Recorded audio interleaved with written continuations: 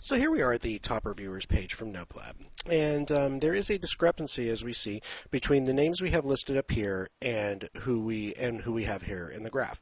This graph is automatically generated by the system, and this stuff is manually entered in. I'm going to go ahead and click on the Edit Page icon here to take me to the page editor. I'm here in the Visual Editor.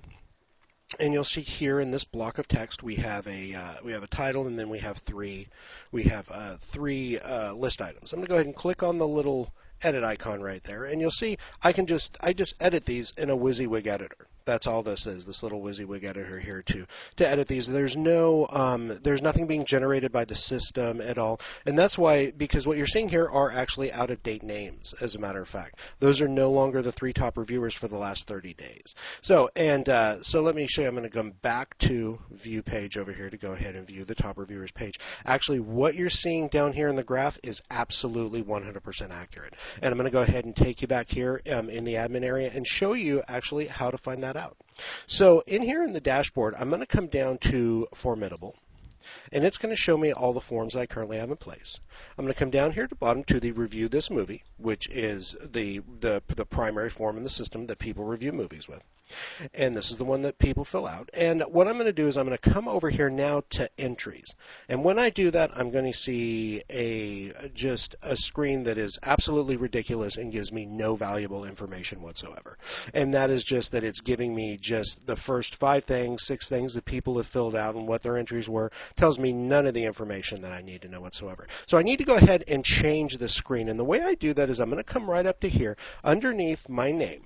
And you're going to see I have Help and Screen Options. I'm going to click on Screen Options, and you're going to get this pop-up that comes down, and you're going to see it has all of the different fields that are in the Formidable form. Right now, it's got these first few ones checked, and that's what it defaults to. It just defaults to the first few form fields after the ID and entry key. I'm going to remove all of those. I'm going to uncheck everything so that doesn't matter what's currently checked on here. Come in here and uncheck everything. Make sure there's absolutely nothing selected. Then you want to come down here to the very bottom, and you want to start with, you're going to see on a scale of 1 to 5 stars, go past that, and you're going to see right here your name. Select your name, your email address, select that. Skip movie ID, you don't need to worry about that. Movie title, select that. Skipped post, and come over to entry creation date and select that. So now we've got your name, your email address, movie title, not the ID. You do not want the ID. Movie title, and then post, do not check post, leaving that blank, and entry creation date we have checked. So there are only 4 things checked here. Your name, your email address, movie title, and entry creation date. Everything else should be deselected. And then once you've done that, click Screen Options again, and that will hide that. Now down here, and these are going to be done in the order of entry creation date. These are automatically going to be filtered in this order. It's the default filtering. So we're going to see now we have name, email address, movie title, and entry creation date for each entry that's been done. You'll only have to do this once, by the way. Once you do this and you come back to this page, it'll automatically be configured like this. So, but now we have a nice screen where we've got some nice, good, concise information that we can look at and say, okay, so who's done a review in the last 30 days, so on and so forth. So the system does, for this graph right here, a rolling 30 days.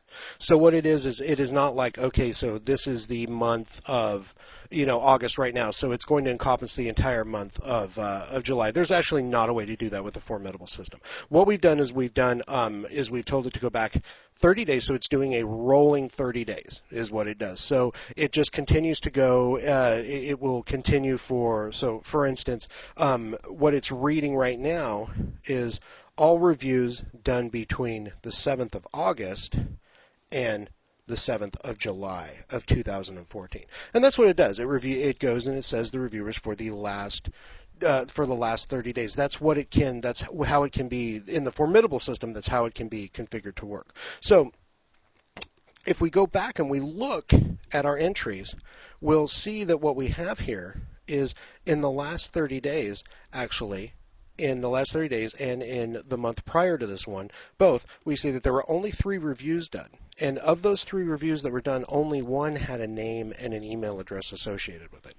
For them to actually show up out here, they must have a name and an email address associated with them.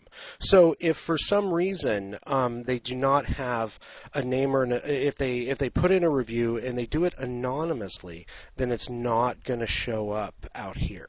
It'll show up in here as they did indeed do a review, and it will show up in the review, it will show up in the statistics out front, but unfortunately it will not show up in here because they did not have a name. It's not going to just compile all of these and say, okay, anonymous. The system doesn't do that. If it doesn't have a first name and it doesn't have an email address associated with it, then it will not show up out here. So for people to be included in these statistics, they do need to have a name and an email address. That's how the system is configured.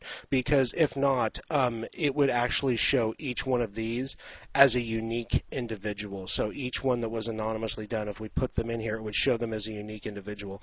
And you would see 2 people with absolutely no information out here. So when they floated, you wouldn't see the name Jose pop up in reviews 1. You just see reviews 1. And you wouldn't see any name below, you just see a blank bar, and it'd be very confusing for people when they show up. So if people want the reviews to show up out here, they do, of course, need to put in a name and an email address. But do be aware that it's going to do a rolling 30 days. If we wanted to do, for instance, if you wanted to do just July 1st to July 30th. Okay, you wanted to do just that one last month. We can configure this to do that, but it has to be reconfigured each month, meaning that the graph equation that goes to Formidable and pulls this information down from Formidable, we would actually have to set that each month to do that. There's no other way to do that in this particular system than that. So, like I said, that can be done, and we can even give you an instruction video on how to do it. It's not difficult to do. This is done through a shortcode, actually, and so it is really easy to do. But what we have set up here is just to do a rolling 30 days. So this is just always going to give you a rolling 30 days is all it's going to do. So up here, you'll need to change these quite frequently for these to match down here, or what would probably be the best actually is just to completely remove this particular list and just over here say the people who did the most reviews in the last 30 days are, and then allow this to continue to go in just a rolling 30 days. Because if done that way, then you don't have to worry about doing any updates on this. This section right here is just automatically going to update that way. You won't have to worry about coming in here and changing these, and you won't have to worry about making any alterations to the graph shortcode or anything every month. This can just automatically do just a rolling 30 days and we'll show them the top 3 contributors to the site for those 30 days. So once your site does pick up, it's virtually, this section will be maintenance free. Otherwise, if you do want to do just the last particular month, then please let me know and we will go ahead and